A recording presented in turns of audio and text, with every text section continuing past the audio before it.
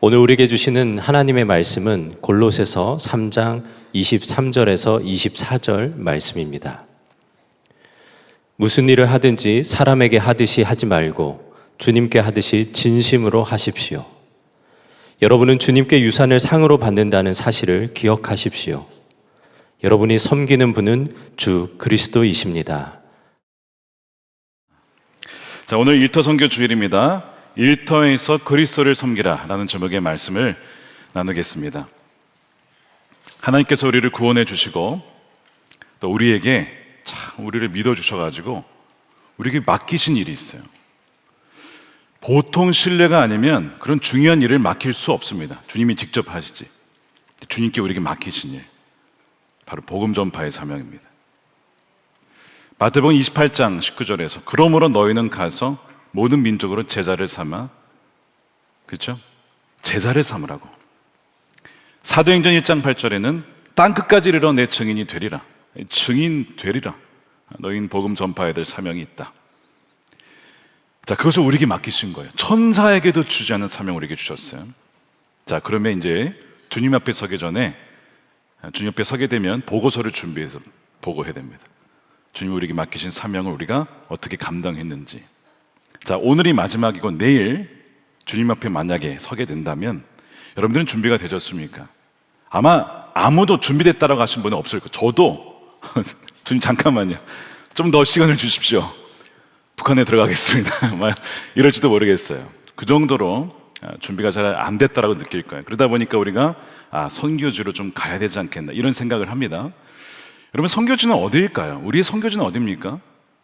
제가 2019년에 저기 중미, 미국 밑에 IT라고 하는 곳이 있습니다. 정말 세계에서 가장 못 사는 나라 중에 하나예요. 거기에 선교를 갔는데 그 나라 중에서도 가장 못 사는 동네를 갔어요. 소위 쓰레기 마을입니다. 제가 일부러 좀 흑백으로 이렇게 했어요. 사실은 이제 하늘과 땅이 너무 대조가 되는 거예요. 하늘은 너무 예쁜데, 사실 저 왼쪽에 저기 카리브해입니다. 카리브해. 그 말로만 듣던 카리브해. 해적이 출몰한다는 그 카리브해. 근데 여러분, 저 카리브해가 보이지 않고요, 그 집도 아닌 것 같은 곳에서 사람들이 살고 있고, 진흙을 파가지고 애들이 놀고 있는데, 그러면서 사람만 사는 게 아니라 돼지와 사람이 어울려 삽니다.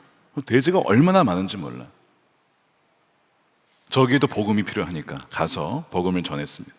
말로만이 아니고 그들에게 식량을 주고 그들에게 의료품을 주면서, 밴드 하나 없어가지고 손이 썩어가고 있는 거예요. 애가, 엄마가 너무 안타까우니 약이 없는 걸 어떻게 있어. 밴드를 많이 챙겨갔어요. 약하고 이렇게 선교를 했습니다. 여러분, 이게 선교지죠. 이 선교지 현실입니다. 그러니까 우리가 가야죠. 가서 사랑으로 복음을 증거해야 될 사명이 우리에게 있습니다. 근데 사실 이런 선교지를 얼마나 많은 사람들이 갈 수 있냐, 갈 수 있고 가는 사람들을 다 합쳐봤자 저희 교회에 아마 1% 될까요? 간다 하더라도 머물러 있는 사람보다 대부분 다 돌아오셔야 돼요. 일주일이나 2주 정도 있다가. 그렇게 따지면 사실 이 선교지라고 하는 것이 우리랑 굉장히 멀게 느껴지고, 그것만 선교지라고 한다면 사실 어떻게 그렇게 그러면 이 지상 대위임령, 이 제자를 삼으라, 이거를 어떻게 완수할 수 있을까? 거의 불가능하거나 너무 오래 걸리는 거죠. 두 번째 사진 보겠습니다. 두 번째 사진은 이렇게 쓰여 있습니다. You are now entering the mission field라고 되어 있죠. 당신이 지금 선교지로 들어가고 있습니다. 어디서 찍었냐면 저 인도 어디 슬럼가가 아니고 제가 미국에 살던 동네 앞교회 주차장에서 찍은 겁니다. 이제 예배를 드리고 마치고 나가면서 성도님들은 저걸 보면서 나가는 거야. 우리가 지금 가는 곳은 가정과 일터인데 바로 그것은 우리의 선교지다라고 하는 것을 다시 한번 리마인드 하면서 나가는 거죠.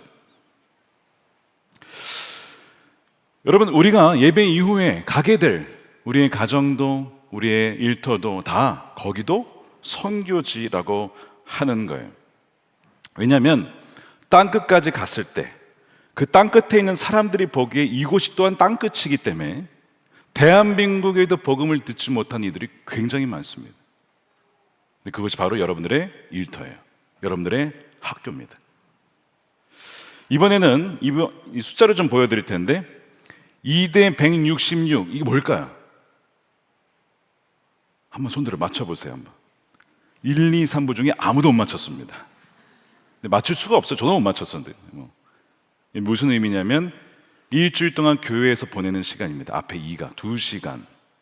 그러니까 대부분의 분들이 주일날 예배를 드리고 평일날 갔다가 다시 돌아오죠. 물론 우리 장로님들은 이런 분들은 막 20시간, 30시간, 40시간 훨씬 더 많긴 하지만 대부분은 일주일에 한 2-3시간 정도 주일날 시간 보내고 이제는 가십니다. 그리고 대부분의 166시간이 가정과 일터에서 시간을 보냅니다. 제가 왜 이 숫자를 보여드릴까요? 대부분의 시간은 우리는 일상에서 보내고 대부분의 99%의 성도들이 선교지가 아니라 일상에서 살아갑니다.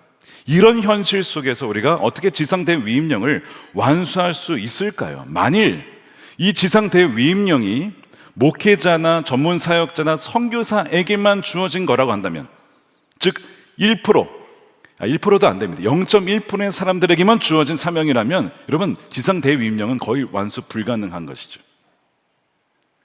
그래서 어떤 분들이 사실은 이래요. 선교라고 하는 것, 전도라고 하는 것, 아니 목사님이 해야지 왜 그걸 저희가 합니까? 목사님이 하는 거를 저희가 돕는 거 아닌가요? 선교사님이 하는 것을 저희가 돕는 거 아닌가요? 라고 그렇게 얘기를 합니다. 근데 여러분 이 말씀을 가만히 보면 목회자가 메인이 되어서 성도님들을 보조하는 게 아니고 반대입니다.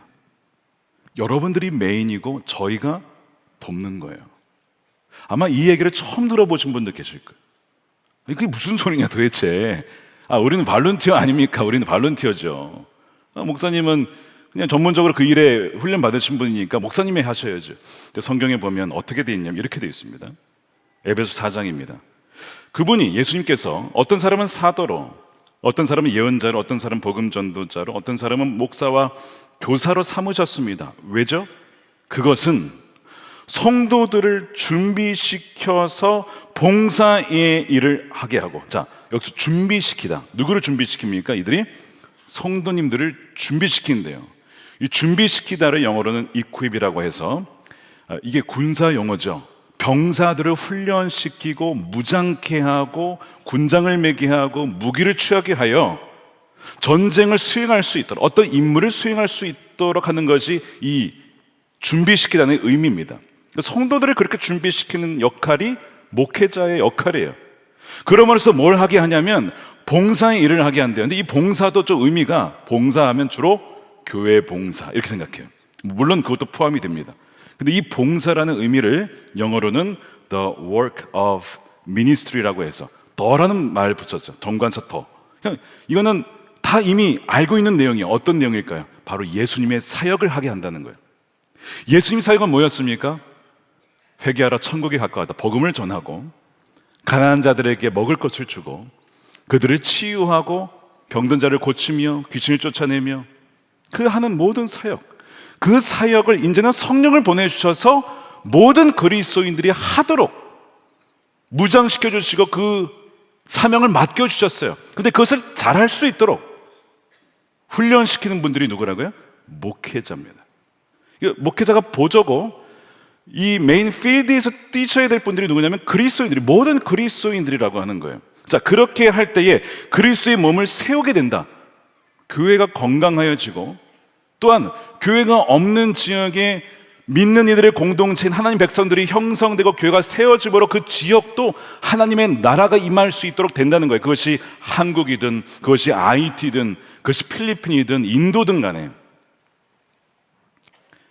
그렇게 될 때 13절이 이렇게 되는 거예요. 그리하여, 자 앞에 다 전제죠. 그렇게 될 때에 우리 모두가 하나님의 아들을 믿는 일과 아는 일에 하나가 되고 온전한 사람이 되어 그리스도의 충만하심의 경지에까지 다다르게 됩니다.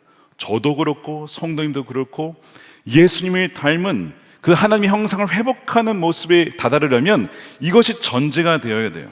목회자는 성도들을 훈련시키고 성도들이 훈련받은 대로 삶의 현장 속에서 뛰면서 그리스도와 동행하며 복음을 증거하며 정치와 경제와 사회와 교육과 과학과 각 영역 속에서 믿는 그리스도인의 삶을 살아갈 때에 그것이 또한 사회에, 교회에 영향을 주며 서로가 성장하고 성숙하게 된다는 겁니다.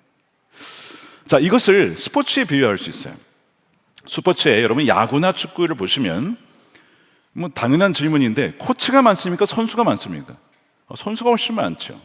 야구 같은 경우에 투수가 있고 타자가 있는데 4선수들이 있는데 각각의 코치가 있어요. 투수 코치가 있고 타자 코치가 있습니다. 근데 정작 필드에서 뛰는 사람은 누굽니까?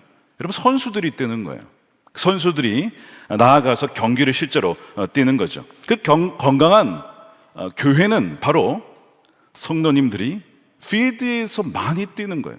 그리고 그 성도님들을 지지해주고 훈련시켜주고 그렇게 해서 그 삶의 현장 속에서 그리스도인의 사명을 감당할 수 있도록 돕는 교회가 건강한 교회입니다. 반대로 건강하지 않은 교회는 코치가 다 경기를 뛰는 거예요. 자기가 감독이 나가서 뛰는 거예요. 히딩크 감독이 막 축구를 하는 거예요. 막 생각해 보세요. 말이 안 되잖아요. 그렇죠?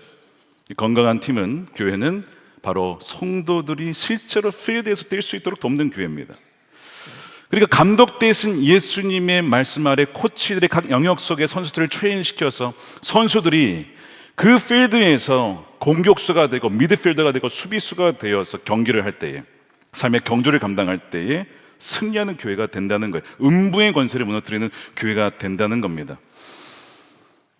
그런 교회가 되기를 소망합니다. 여러분들이 부르신 곳에서. 저는 사실 기도하는 게 있어요. 선남목자교회가 어느 목회자가 알려진, 이 교회 이름이 알려졌다기보다 어느 성도가 참 자랑스러운, 성도들이 자랑스러운 교회. 와, 어느 그 성도님 크리스천이 계신데, 와, 그분이 선남목자교회 출신이래. 그 교회에서 그렇게 훈련받고 예수님과 동행하며 사회에 선한 영향을 미치는 분이죠. 야, 그 교회에서 훈련받았구나. 나도 거기서 훈련받아서 나도 그러한 그리스도인이 되고 싶다. 저는 사실 그렇게 기도하고 있어요. 여러분들이 부르신 곳에서 그런 신실한 그리스도인들이 더욱더 많이 생겨나게 되기를 주님의 이름으로 축원드립니다. 성남에만 100만 명이 살고 있다고 합니다. 근데 제가 이제 계산을 해보니까 우리 교회 이제 부목사님들 포함해서 목사님들만 이들에게 복음을 전하려면 한 사람당 43,500명에게 복음을 전해 다 전할 수 있어. 한 사람당 43,500명. 근데 모든 성도들이 우리 교회 복음을 전하면 66명에게만 복음을 전하면 100만 명에게 다 전할 수 있습니다. 이 파워가 엄청난 것이죠. 근데 여러분 바로 여기에 초대교회의 비결이 있어요. 초대교회 처음에 한 수백 명 그리스도인밖에 없었습니다. 로마 대제국 아래 핍박 속에서 믿는 이들이 별로 없었거든요. 근데 한 200년 지났는데 한 600만 명으로 성장한 거예요. 크리스천들이 엄청나게 폭발적으로 성장했죠. 어떻게 그럴 수 있었을까? 성령의 강력한 역사이면서 동시에 모든 그리스도인들의 삶의 현장 속에서 복음을 증거해요. 단지 베드로나 바울이나 이런 어떤 리더십만 한 게 아니고 모든 성도들이 삶의 현장 속에서 증거했기 때문에 됐다는 것입니다. 교회 역사학자 이 앨런 크라이더가 이런 얘기를 했습니다. 초대교회가 그렇게 놀라운 역사가 일어날 수 있었던 배경이 비기독교인과 기독교인이 함께 일하며 가까이 살았다는 거예요. 그들은 친구가 되었다는 겁니다. 이게 놀라운 특징이죠. 근데 여러분 이 특징과 우리가 알고 있는 특징 하나 더 있습니다. 순교하기까지 신앙을 포기하지 않는 신념. 이 두 가지가 함께 있었어요. 그들에게 예수를 부인하라고 하면 그들은 죽어도 부인하지 않습니다. 차라리 죽고 말지. 이게 순교의 신앙이었어요. 근데 동시에 그렇다고 해서 모든 관계를 끊었냐? 그렇진 않습니다. 안 믿는 이교도들에게 찾아가서 그들과 함께 어울리며 친구 관계를 맺으면서 삶을 통해 복음을 증거할 수 있는 그 관계를 이어갔다는 거예요. 이 두 가지가 별개가 아니라 모순이 아니라는 겁니다. 지금 현대 우리 교회에 적용해 보면 우리도 만일 기독교 신앙을 부인하라고 하면 여러분 부인할 수 있겠습니까? 절대 타협할 수 없는 것이 있죠. 예를 들면 종교다원주의 시대에 아니 예수님은 구원의 길이냐? 다른 구원의 길도 있는 거 아니냐? 라고 하면 우리는 여기서 이런 진리의 전쟁입니다. 아니다. 오직 예수님만이 유일한 구원의 길이십니다. 이건 타협할 수 없는 진리입니다. 여러분 예전에 6.25 이후에 그때도 그랬죠. 전후에 계속 공산주의가 계속 교회를 공격했어요. 신을 부정합니다. 교회만 문 닫으면 돼. 교회를 공격했단 말이에요. 만약 그런 일이 지금도 벌어지고 있다면 여러분 우리는 싸워야 되죠. 여러분 이 같이 대립할 수가 없는 거예요. 그리스도와 벨리알이 어떻게 조화를 이루냐? 빛과 어둠이 어떻게 조화로우냐. 이제 이런 영역에 있어서 우리는 절대 타협할 수 없는 거예요. 그렇지만 동시에 그 사람, 영혼에 대한 긍휼함과 갈망을 절대 잃어버리시면 안 된다는 거예요. 소수의 그리스도인들이 만일 저 사람은 나랑 사상과 정치 신념이 달라서 나랑 안 되겠어라고 끊었다면요, 여러분 절대 복음 전파 못했을 거예요. 관계가 다 끊어졌을 테니까. 근데 그들은 그 신념을 가지면서도 대다수의 로마 제국의 사람들에게 복음을 증거하기 위해서 다가갔다는 거예요. 여러분, 우리가 잊지 말아야 될 원리입니다. 이 두 가지가 줄 중에 하나가 아니라 두 가지를 같이 견져야 돼요. 절대 타협할 수 없는 부분에 대해서 우리는 진리를 고수하면서도 동시에 사람을 끝까지 품을 수 있는 넓은 사랑의 마음, 이 두 가지가 있을 때에 놀라운 복음의 폭발적인 역사가 있었다는 것이죠. 마이클 그린이라고 하는 학자도 그런 얘기를 합니다. 기독교인이 삶과 말에서 일관성과 연관성을 가질 때 전도는 효과적이었다. 무슨 얘기냐면 말뿐만이 아니라 말은 막 복음을 얘기하는데 행동은 너무 거칠고 무례하고 독선적이고 배타적이고 그럼 복음을 듣지 않는다는 거예요. 그래서 행동과 성품, 예수님의 온유하신 성품, 십자가에서 그렇게 죽으실 때 많은 욕과 비난을 당했지만 끝까지 입을 닫고 저들을 용서해 주십시오, 알지 못해서 그렇습니다 라고 했던 그 예수님을 닮아가면서, 그러나 하나님의 그 진리를 끝까지 전했던 그 모습을 닮아갈 때에 복음이 전파된다는 거예요. 자, 오늘 이 골로새서 말씀을 보면 우리 일터 선교의 중요한 원리가 나와 있습니다. 골로새 교회는 이 에바브라라고 하는 사도 바울의 제자가 세운 교회입니다. 그 교회에 에베소에 있던 사도 바울이 편지를 보내는 거예요. 무슨 편지를 보냈냐면 오늘 본문은 로마 제국에서 종으로 살던 이들이 그리스도인이 된 이들이 있었어요. 그러면 그리스도인이 된 종들은 안 믿는 종들과 어떻게 달라야 되느냐, 그 얘기를 하는 겁니다. 두 가지를 얘기했어요. 그리스도인 종들은 육신의 상전들에게 순종할 것과, 두 번째, 무슨 일을 하든지 주님께 하듯 사람에게 하듯 하지 말라는 겁니다.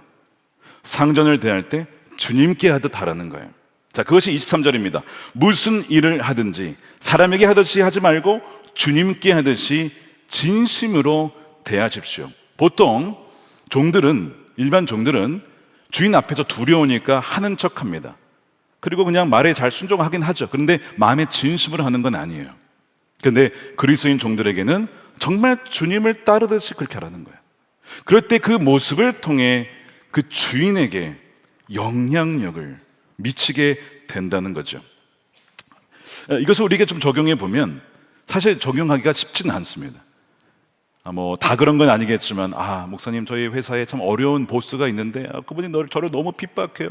저를 믿는 사람이라고 너무 미워하고 저에게 불이익을 주고 그런 분들이 있습니다. 이런 상황에서 어떻게 그 보스에게 정말 주님께 하듯 할 수 있을까? 이건 말이 안 되는 명령 같죠. 그런데 오늘 이 골로새서 3장 이전에 전제되는 말씀이 나옵니다. 그것이 2장이에요. 무슨 얘기가 나오냐면 너희도 과거에 죽을 수밖에 없었던 흉악한 죄인이었다는 거예요. 그런데 그 죄인을 주님이 용서해 주셨다. 너는 죄로 말미암아 죽은 자인데 하나님이 살려주셨다. 새 생명을 얻었다. 이제는 새로운 사람이다. 너의 본성으로는 절대 그것을 순종할 수 없겠지만 이제는 주님께서 안에 계시기에 성령의 능력으로 그것을 감당할 수 있다는 것을 말씀해요. 그것이 골로새서 2장 12절이에요.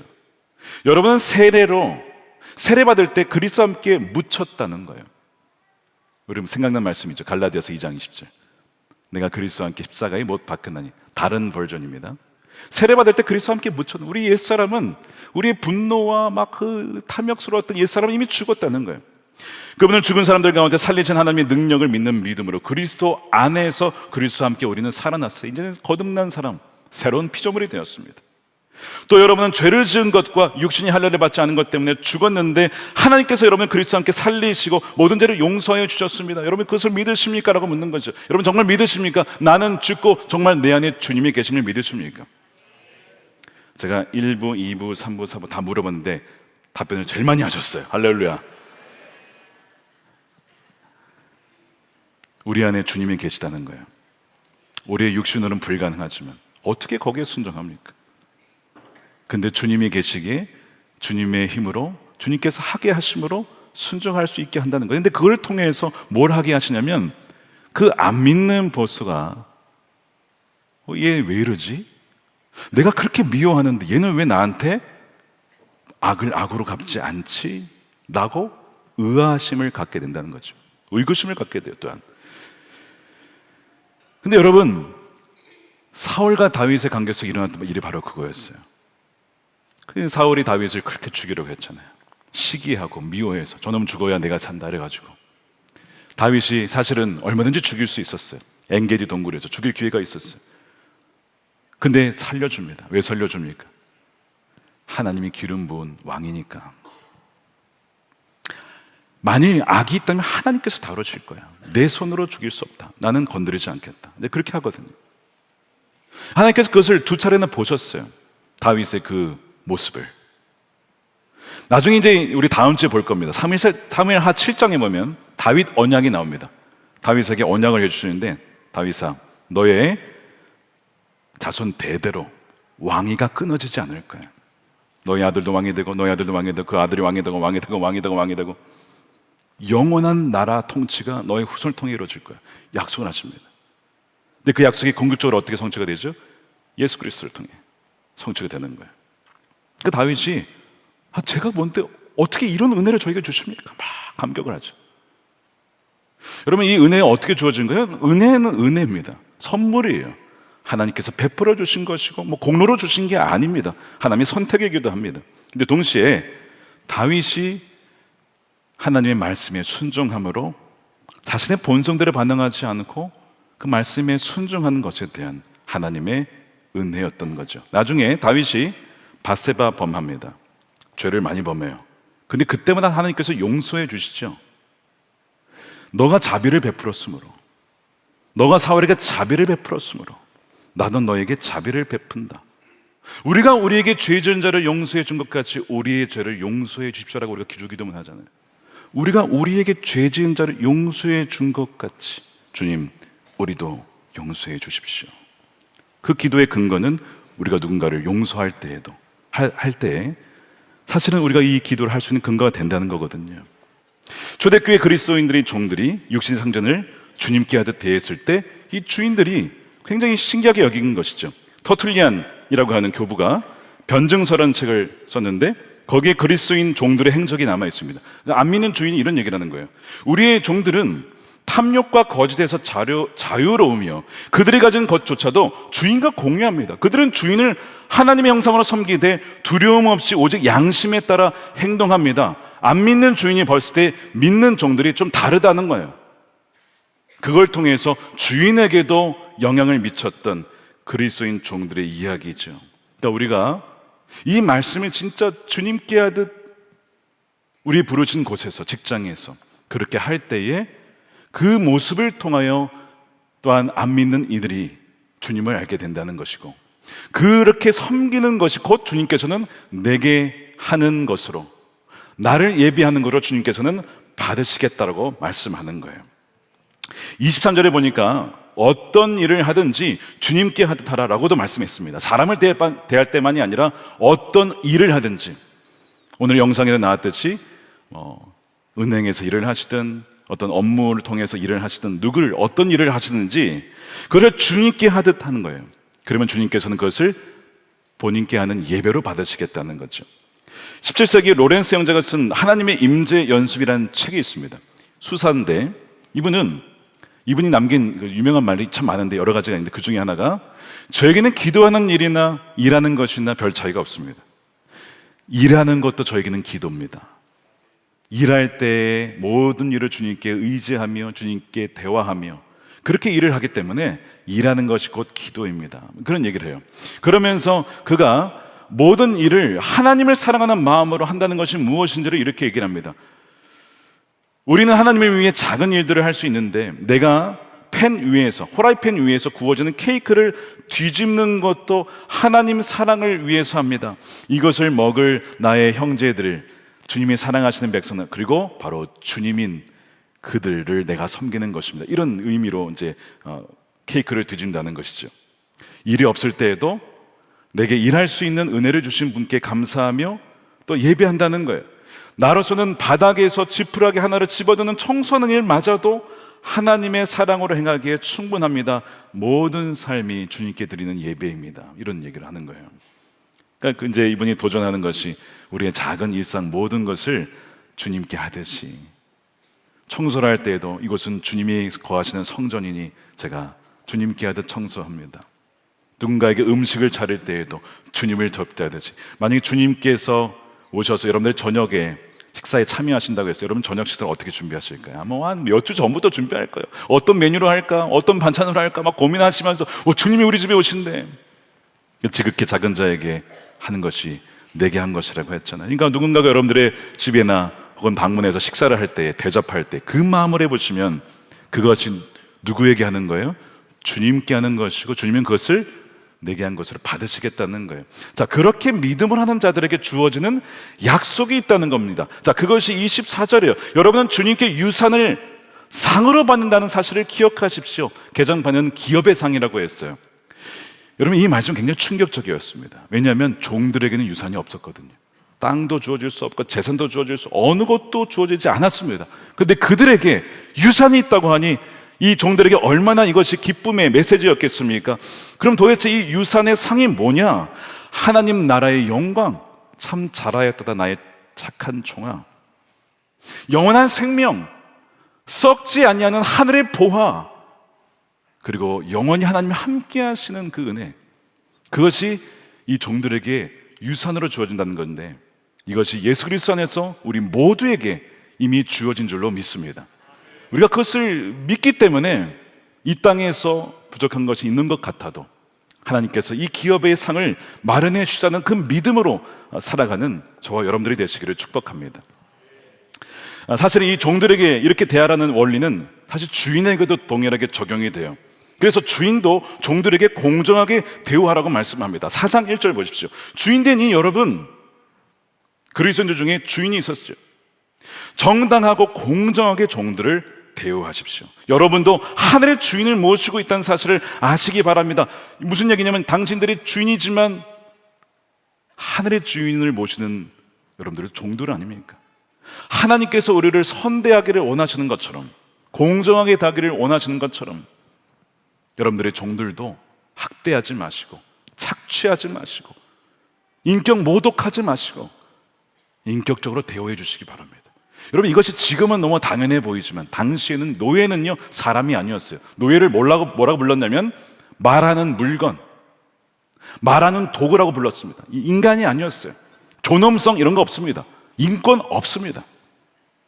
그냥 물건 취급을 당했어요. 근데 그들에게 정당하고 공정하게 대하라, 이거는 엄청난 혁명적인 메시지였던 거예요. 자, 이것을 우리에게 적용해보면 직장에서 이제 리더십 위치에 있는 분들이 직원들을 대할 때에 하대하지 말고 존칭을 치. 요즘에는 이제 그런 것들이 많이 문화가 없어졌어요. 서로가 다 존칭을 하고 님자를 붙이거나 뭐 이렇게 해서 다 바뀌고 있지만, 그렇게 직원들을 공정하고 인격적으로 대우해 주는 것이 얼마나 중요한지.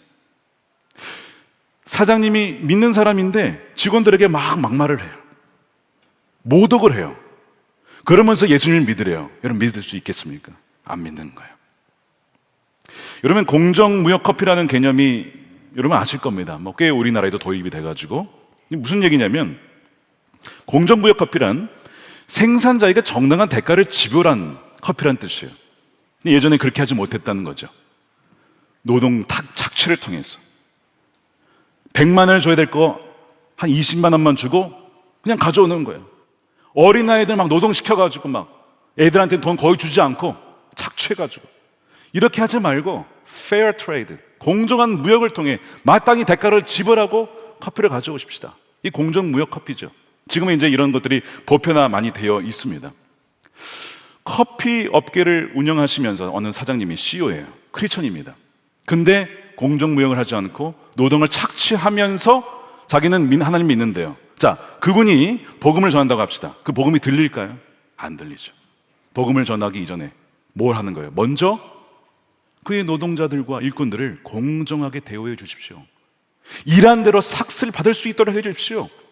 레위기 말씀에 소들이 일을 할 때 소에게도 망을 씌우지 말고, 망을 왜 씌웁니까? 소들이 일하면서 자꾸 뜯어 먹으니까. 야, 내가 일하라고 시켰지 먹으라고 시켰어? 이번에 망을 씌우는 거야. 근데 율법에 뭐라고 돼 있냐면 망 씌우지 말라는 거야.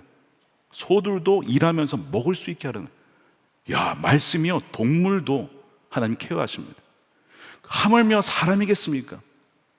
그래서 그렇게 공정하게 대우할 때 그것 자체가 바로 선교의 요소가 돼요.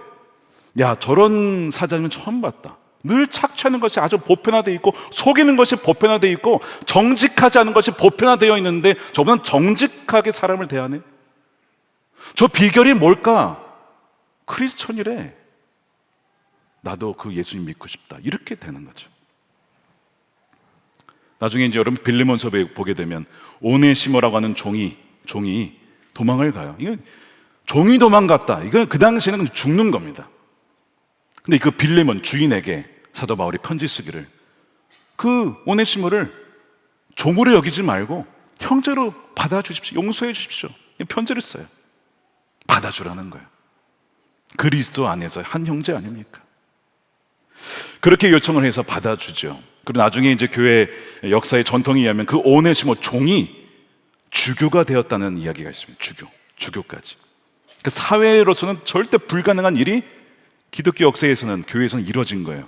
그것이 기독교의 사회를 변화시키는 원동력이 된 것입니다. 신분을 초월할 수 있는 복음의 놀라운 역사였던 것이죠. 자, 오늘 여러분들의 삶의 연장 속에서 크리스천 기업가나 리더들이 자신의 동역자들을 공정하게 대하고 사랑을 대한다면 어떻게 될까? 바로 복음을 삶으로 증가하는 일이 되고 세상에게 변화를 일으키는 일이 될 것입니다.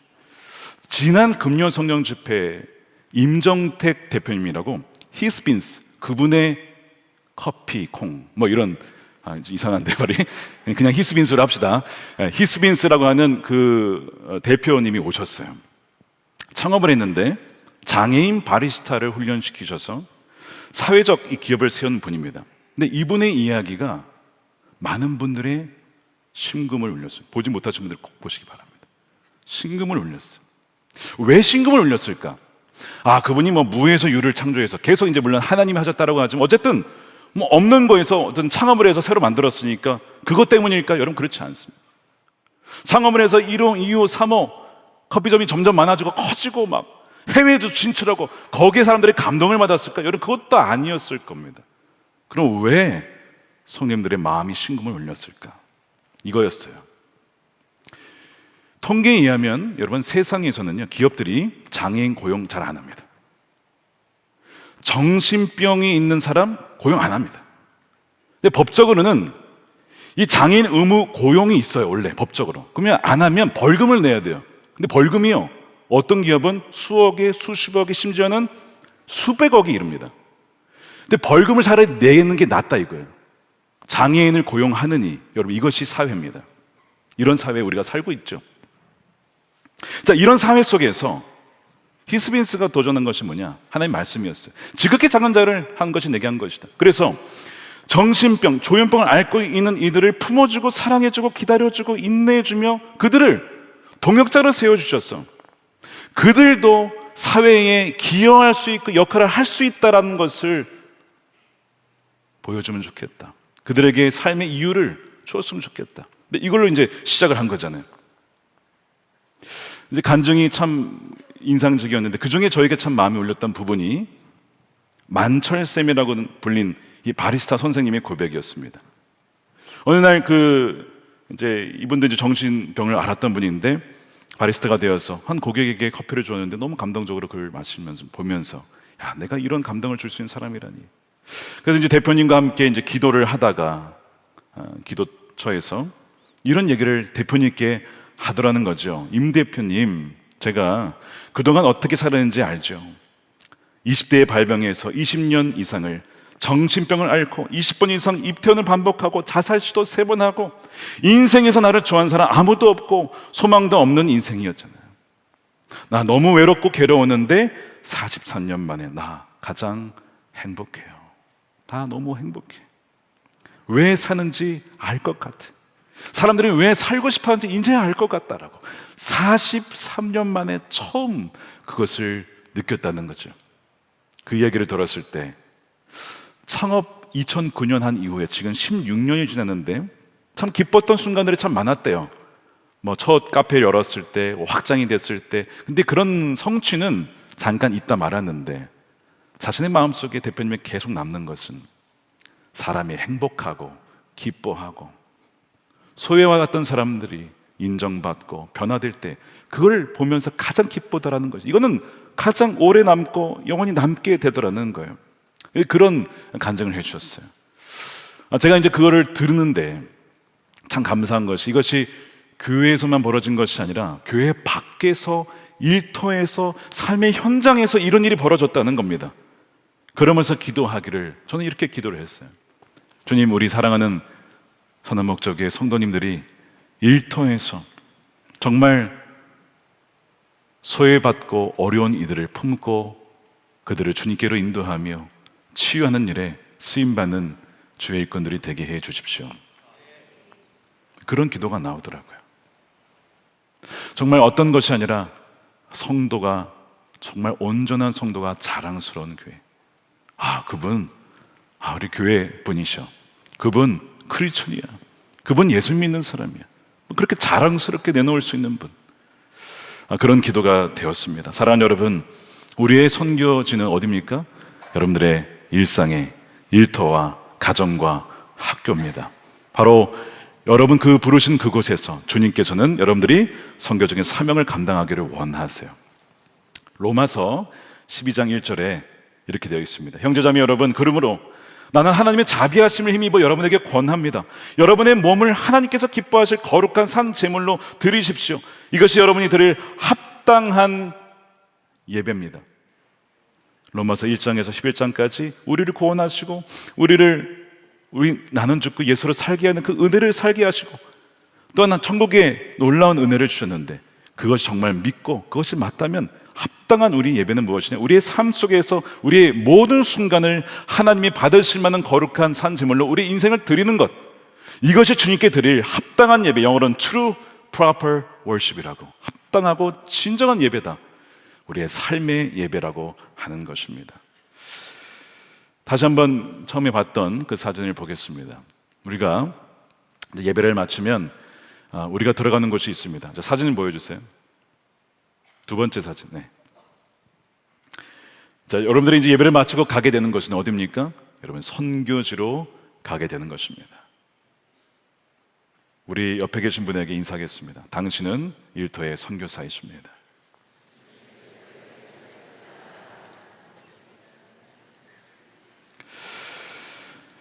바로 여러분들을 통해서 일터의 선교사로서 주님께서 친히 일하시고 또한 역사하실 줄로 믿습니다. 오늘 우리 일터 선교 주일을 맞이해서 일터의 선교사로 살아가시는 우리 증인을 소개하도록 하겠습니다. 우리 최원빈 집사님 나오실 때 우리 박수로 맞이해 주시기 바랍니다.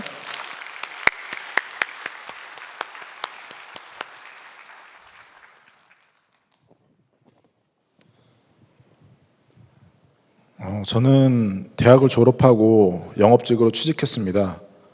계약직부터 시작하여 정규직 그리고 관리자가 되기까지 7년의 시간 동안 그 안에서 최고가 되기 위해 그리고 돈을 많이 벌기 위해 남들보다 열심히 일했습니다. 그러면서 확신한 것은 돈을 많이 벌고 치열한 경쟁에서 이기기 위해서는 절대 말씀대로 살 수 없다였습니다. 그런 확신을 가지고 회사 생활을 하다 보니 동료를 이기기 위해 내가 알고 있는 유익한 정보는 숨기고 나에게 불리한 내용을 말해서는 안 되며 내가 생각하기에 정말 좋은 것을 판매하는 것이 아니라 회사에서 요구하는 대로 판매하는 것이 당연한 거라고 여기게 되었습니다.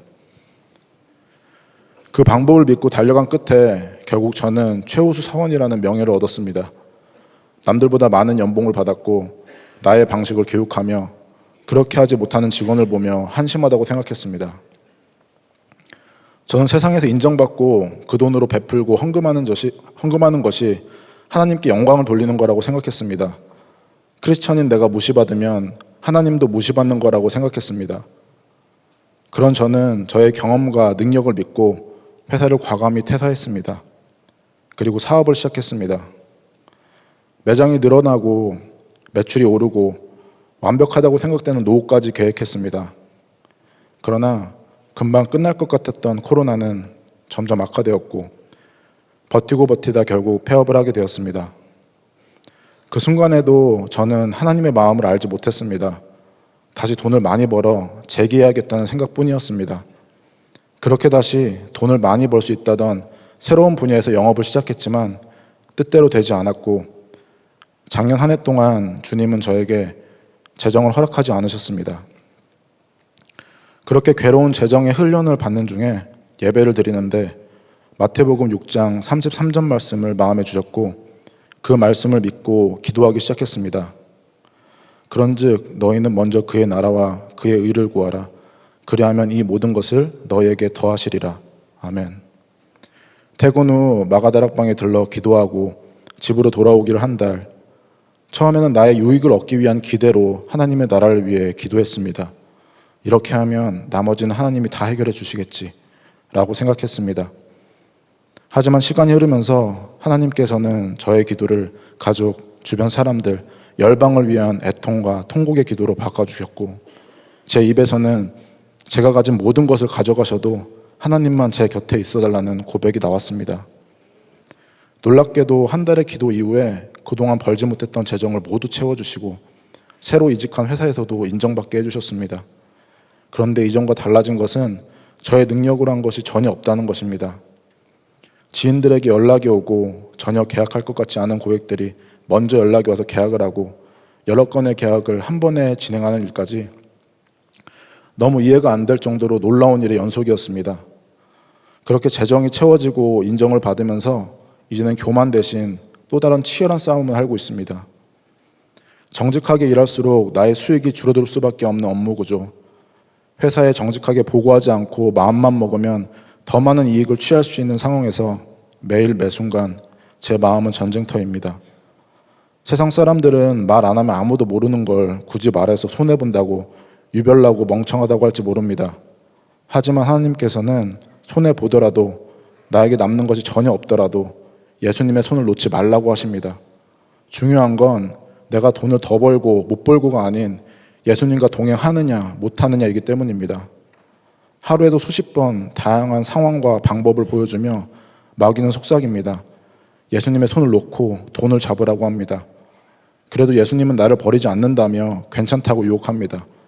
하지만 이제는 그러고 싶지 않습니다. 아무도 모르는 부분부터 바로잡지 않는다면 내가 그들에게 복음을 전할 수 있는 순간이 왔을 때 나의 복음은, 나의 예수님은 가짜가 되기 때문입니다. 아침 출근길 아내가 장난 반 진담 반 이렇게 말을 합니다. 선교사님 잘 다녀오세요. 이 말이 연약한 저에게 큰 용기가 됩니다. 그리고 아침에 묵상하는 말씀 한 개가 저에게 큰 힘이 됩니다. 이제는 일터에서 어떤 마음으로 어떤 것을 바라보고 살아야 할지 알게 되었습니다. 세상의 욕심을 쫓아 살아가던 인생에서 하나님이 원하시는 방향으로 제 삶의 방향을 돌려주신 주님, 하나님이 세워진 일터에서 선교사임을 잊지 말고 살아가겠습니다. 저의 모든 것을 인도해 주신 주님 사랑하고 감사합니다.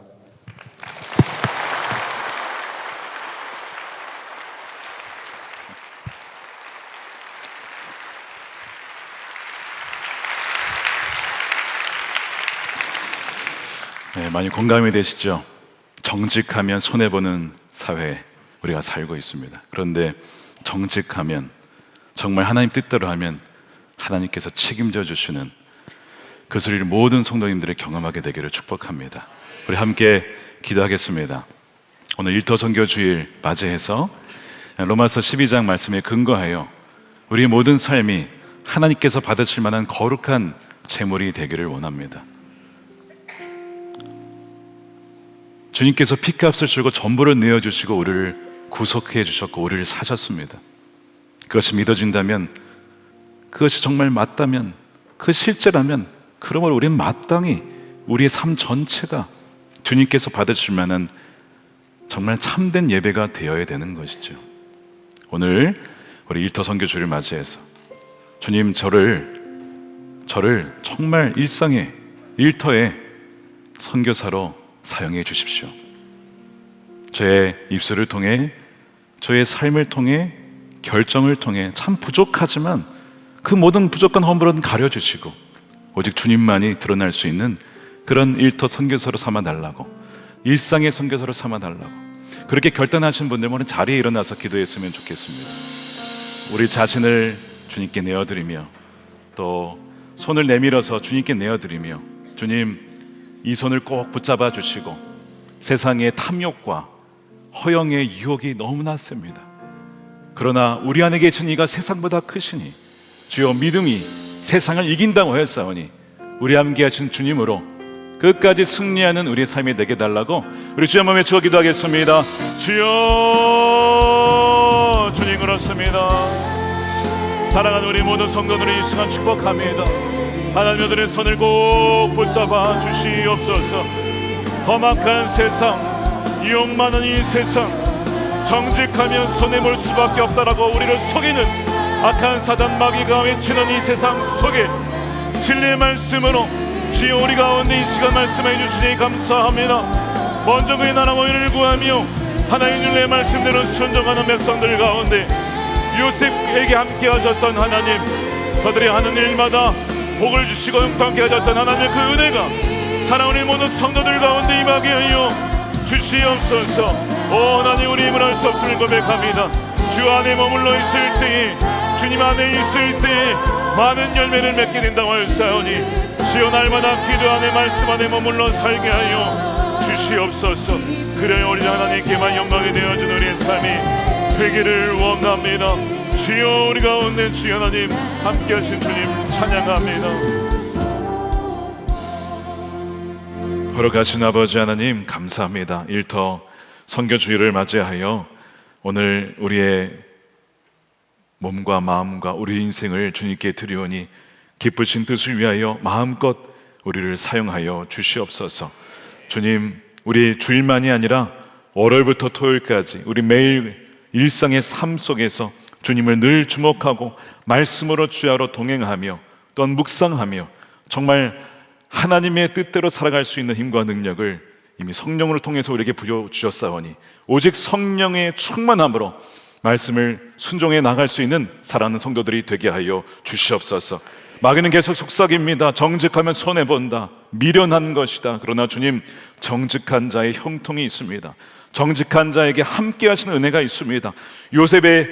요셉과 함께 하여 주셨어. 그가 하는 일마다 형통하게 되었다라고. 비록 고난과 어려움과 모함과 역경이 있었지만 최후의 승리를 허락하신 주님, 우리 사랑하는 모든 성도들이 이 믿음 가지고 주님 손 꼭 붙잡고 주님과 동행하며 주님과 함께 걸으며 그리하여 하나님 세상에서 믿음으로 승리하는 하나님의 존귀한 백성들이 되게 하여 주시옵소서. 그리하여 아버지 하나님, 사람들을 대할 때 죽게 하듯 하며 어떤 일을 할 때에도 늘 주님께 드리는 예배처럼 하나님 마음을 다해 섬기며 하나님 일할 수 있는 은혜를 우리 모두에게 허락하여 주시옵소서. 하나님, 이 시간 구별하여 11조와 성경금과 또한 구제헌금으로 감사헌금으로 주님께 올려드립니다. 또한 우리의 인생을 다시 한번 주님께 드리오니 기쁘신 뜻을 위하여 마음껏 사용해 주시고 오직 하나님만 영광 받으시며 높임 받아 주시옵소서. 아버지 하나님, 이 나라를 긍휼히 여겨 주셔서 하나님의 진리와 공의로 다스려 주시기를 원합니다. 거짓과 속임수를 다 드러내 주시고 아버지 하나님, 병든 부분이 있습니까? 치유받게 해주시고 아버지 하나님, 또한 이 나라 자유 대한민국 민주주의를 무너뜨린 세력이 있습니까? 주여, 모든 악한 세력들은 나사렛 예수 이름으로 떠나가게 하여 주시옵소서. 그래야 하나님 각 영역이 하나님의 나라로 하나님 회복되어지는 은혜가 주여 하나님 이 대한민국과 또한 한반도와 한 열방 가운데 일어나게 하여 주시옵소서. 각 분야에 세우신 크리스천 지도자들에게 용기를 더해 주시고 하나님 믿음을 더해 주시고 사람을 두려워하지 않고 하나님을 두려워하며 경외하며 나아가는 하나님의 백성들이 되게 하여 주시옵소서. 아버지 하나님, 남과 북이 복음으로 통일되어지며 또한 아버지 북한의 억눌려들을 풀어주시며 땅 끝까지 복음이 증거되어 주님이 다시 오실 그날 착하고 충성된 나의 종아 참 잘하였도다 그렇게 칭찬받으며 어느 한 명도 어두운데 바깥 어두운데 울며 이를 가는 이가 없도록 주여 은총을 베풀어 주시옵소서. 감사드리며 우리 구주 예수님의 이름으로 기도드립니다. 아멘. 다 같이 일어나셔서 준비하신 예물 드리며 나의 모습 나의 소유 찬양하겠습니다.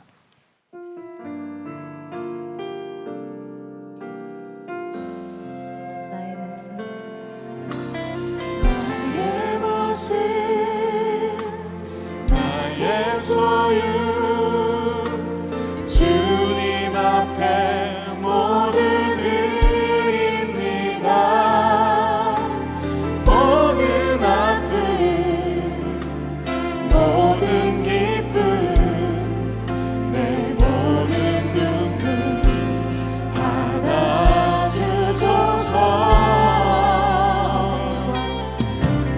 어제 일과 내일 일도 꿈과 희망 모두 모든 소망과 계획 받아주셨어. 모든 소망 모든 계획 내 손과 마음 받아주소서. 손 들고 찬양합니다. 나의 생명을 드리니 나의 생명을 주 영광 위하여 주 영광 위 사용하여 주소서. 사용하옵소서. 내가 사는 날 주를 찬양하며 주를 찬양하며 기쁨의 제물 되리.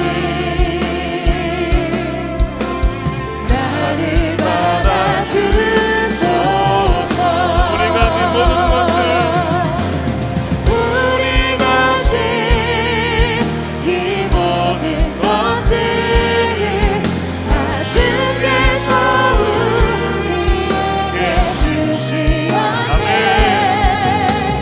뜻밖에 드릴 것이 없으니 내 삶을 받아주소서. 나의 생명을 주 영광 위에 사용해 주소서. 주 영광 위하여 사용하옵소서. 내가 사는 날 평생 주님을 찬양합니다. 주를 찬양하며 기쁨의 제물 되리. 나를 받으소서. 나를 받아주소서.